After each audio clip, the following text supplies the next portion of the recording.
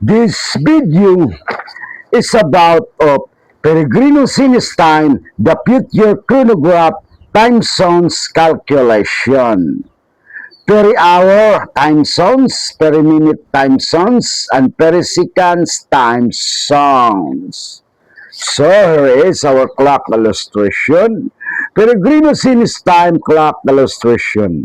1 o'clock, 2 o'clock, 3 o'clock, 4 o'clock, 5 o'clock, 6 o'clock, 7 o'clock, 8 o'clock, 9 o'clock, and 10 o'clock. Then 1 is 10 periseconds or 10 periminutes.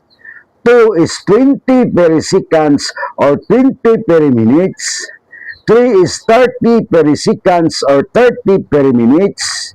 4 is 40 periseconds or 40 periminutes. 5 is 50 periseconds or 50 periminutes. And the 6 is 60. The 7 is 70. The 8 is 80. The 9 is 90. And the 10 is 100. Peregrino Sienes Time clock have only 10 o'clock. And the time is 6:44:17 Peregrino Sienes Time, or 6 peri-hours, 44 peri-minutes, and 17 peri-seconds. And the Peregrino Sienes Time, the future chronograph, you can easily calculate the time manually or by using calculator.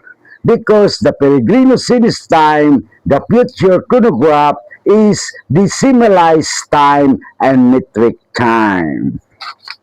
And the Peregrino Sienes Time, 100 periseconds is 1 peri-minute, and 100 peri-minutes is 1 peri-hour.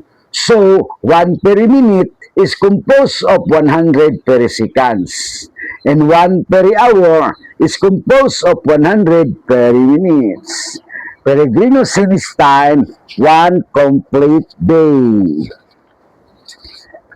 1 complete day in the Peregrino Sienes Time is 20 peri-hours. Again, 1 complete day equals 20 peri-hours.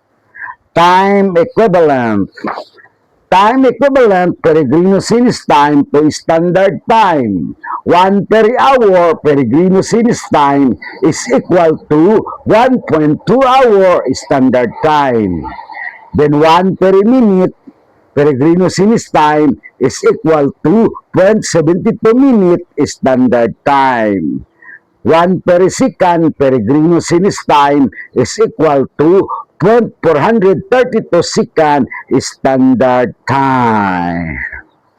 Then the Peregrino Sienes Time time zones. 180 degrees longitude is 10 o'clock midnight, alas 10 ng hating gabi.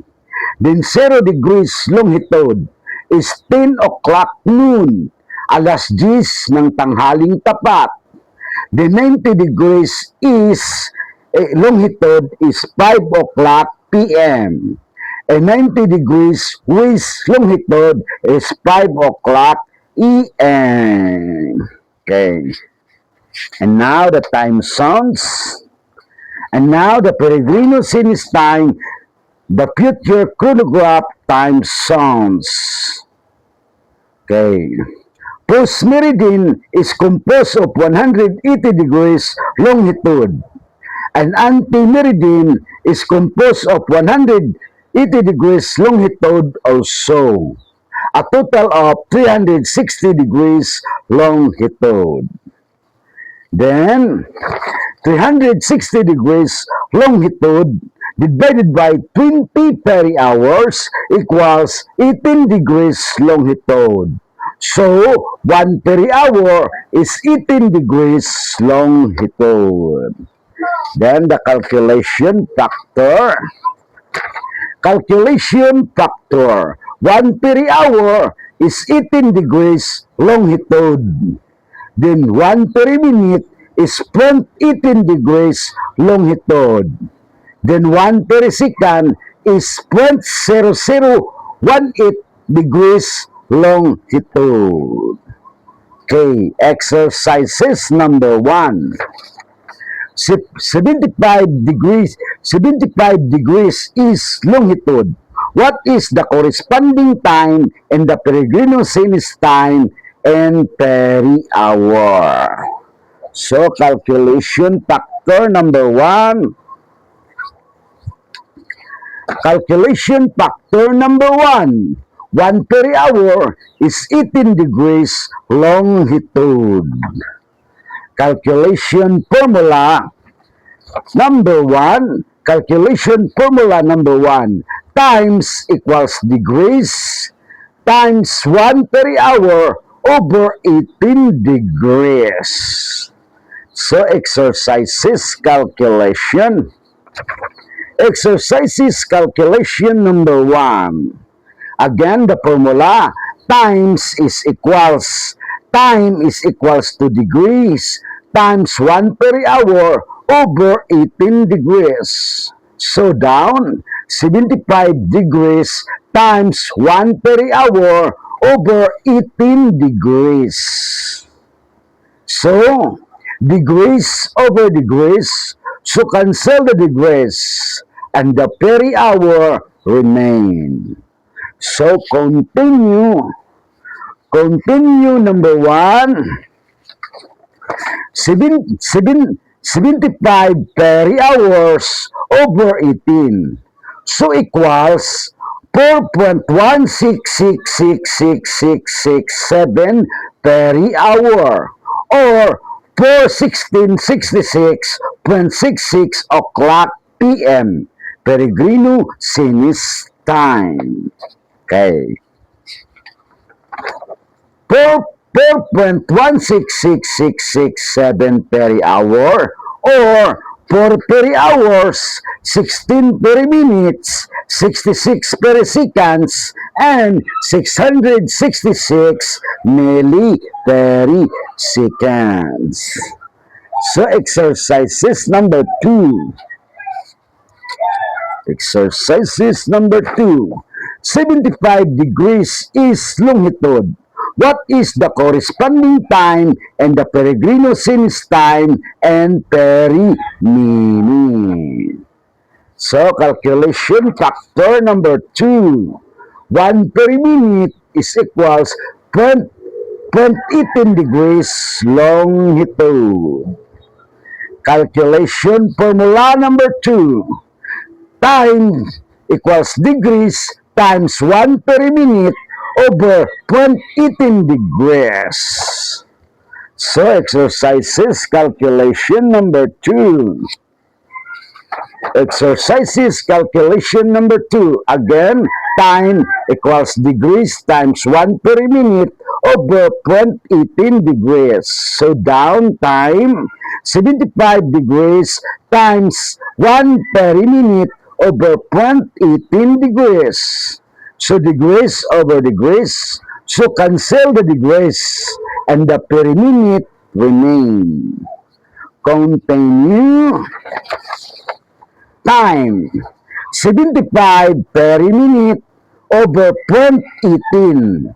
So, equals 416.66667 pereminute.